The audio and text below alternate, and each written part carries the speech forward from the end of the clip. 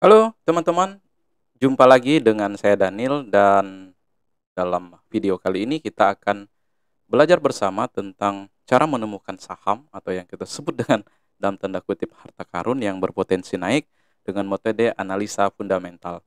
Nah, teman-teman, seperti yang kita tahu bahwa berinvestasi di pasar modal tentu saja memerlukan keahlian.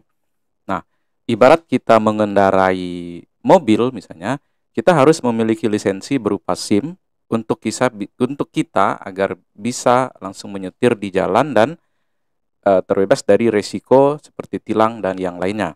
Nah, seperti apa metode analisa fundamental yang biasa kita gunakan dan dapat kita praktekkan dengan mudah? Maka ini yang akan kita bahas dalam video kali ini. Bagaimana pembahasan selanjutnya? Yuk kita simak ya setelah yang berikut ini.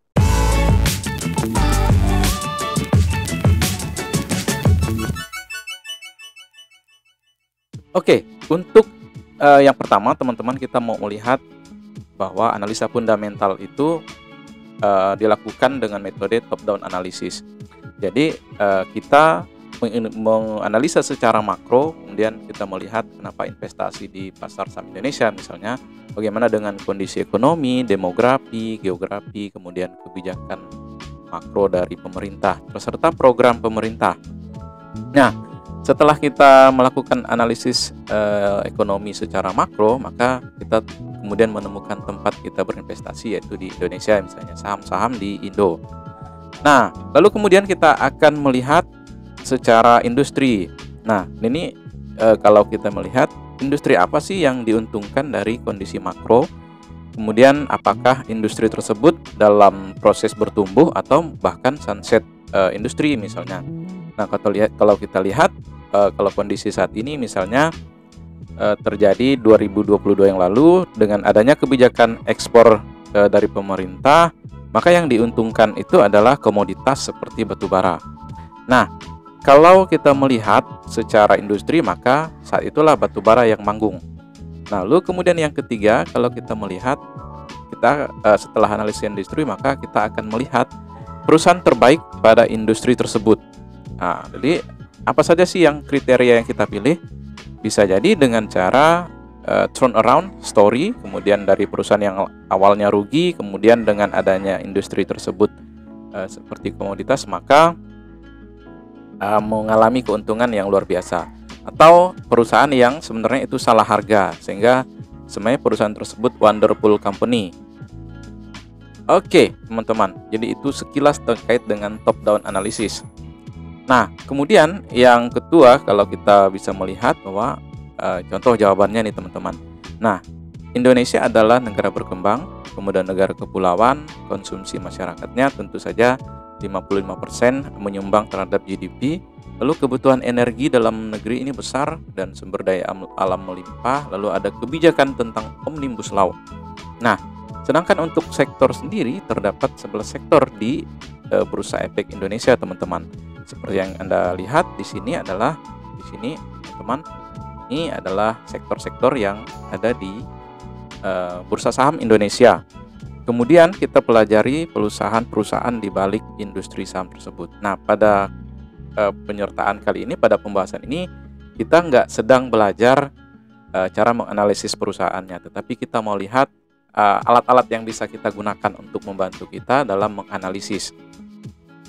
Nah, kemudian setelah kita menemukan perusahaan yang tepat, maka kita akan melihat siklus dari suatu saham. Nah, contoh misalnya ketika pasar sedang optimis, di sini teman-teman kita melihat harga akan naik dan terjadi euforia di sini. Seperti 2021 kemarin, ini adalah euforianya saham digital banking. Maka saat itu bahkan ada yang naik ratusan persen seperti saham Jago misalnya, Bank Jago. Nah, kemudian setelah euforia maka akan terjadi penurunan, kemudian ada ketakutan, panik sell, kemudian dan lain-lain. Kemudian terjadilah depresiasi atau yang dikatakan terjadi penurunan harga, sehingga bahkan dengan adanya penurunan harga yang sangat tidak wajar dari fundamental saham tersebut. Oke, teman-teman, setelah kita pada tahap yang kedua kemarin, sebelumnya memahami tentang siklus dari suatu transaksi, maka di situ di dalam tahap yang di sini teman-teman, pada saat di lembah ini kita mulai hunting dan beli saham-saham yang berada pada siklus ini. Jadi membeli buy on weakness lah, kurang lebih seperti itu.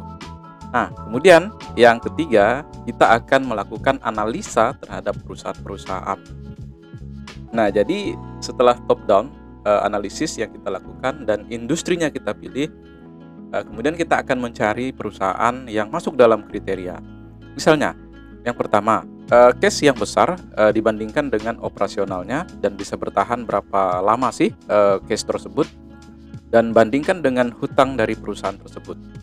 Kemudian kita juga cek juga hutang yang dimiliki oleh perusahaan tersebut, di mana cek hutang berbunga atau hutang banknya ada atau enggak. Nah, jadi besar atau kecil dibandingkan dengan cash yang tersedia atau cash dan cash equivalent.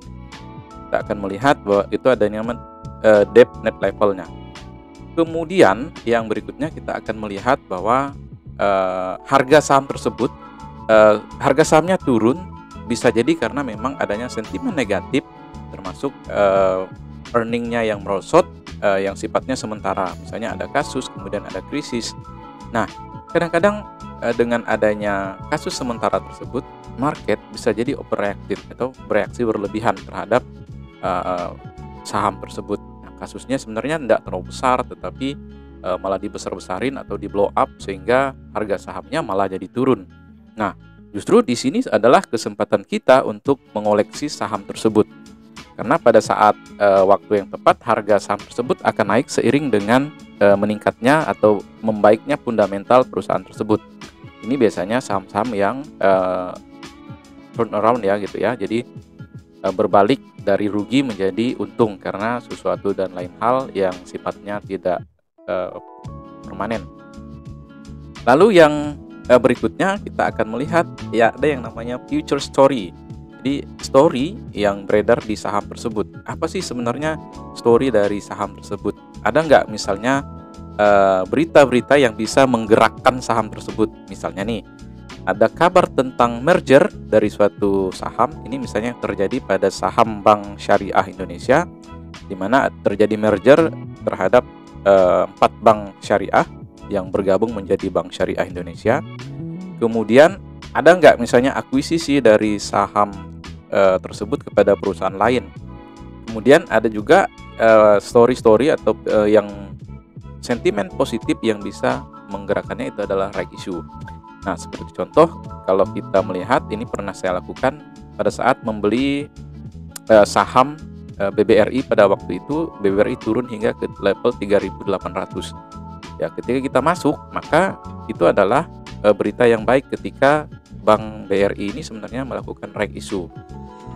Nah, dari situ teman-teman kita bisa melihat analisa perusahaan. Jadi setelah kita melakukan top down analisis, kemudian kita pilih industrinya, maka selanjutnya kita akan cari perusahaan yang bagus, yang masuk dalam kriteria minimal 4 kriteria ini teman-teman. Jadi ada juga saham yang memang harganya turun terus-menerus, tetapi ternyata itu adalah sunset company. Contoh misalnya di industri yang mungkin saat ini tidak terlalu booming lagi karena adanya kebijakan pemerintah misalnya, sehingga akan sulit untuk saham tersebut bertahan atau bahkan terjadi gejolak dari saham tersebut, maka harganya nggak akan balik-balik lagi. Oke teman-teman, jadi beberapa kriteria, minimal 4 kriteria yang akan kita pilih dari analisa perusahaan ini.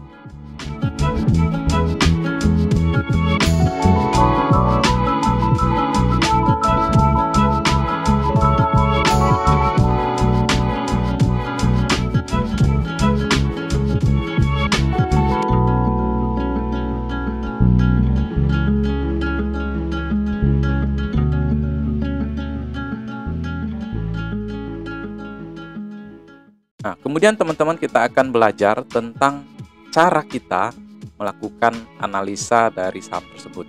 Nah, berikutnya kita akan melihat apa sih misalnya yang termasuk dalam kriteria saham tersebut, dan bagaimana tempat dan apa yang mesti kita lakukan di dalam saham tersebut. Nah, untuk membantu kita sebenarnya ada banyak channel atau ada banyak website yang bisa kita pelajari. Misalnya seperti contoh, kalau kita melihat eh, di sini kalau kita lihat, ini adalah unboxing sektoral dari Stockbit Academy. Ini adalah sektor kelapa sawit atau CPO yang dirilis pada bulan September 2022. Ini adalah salah satu contoh sektoral atau analisa sektoral yang dilakukan oleh Stockbit.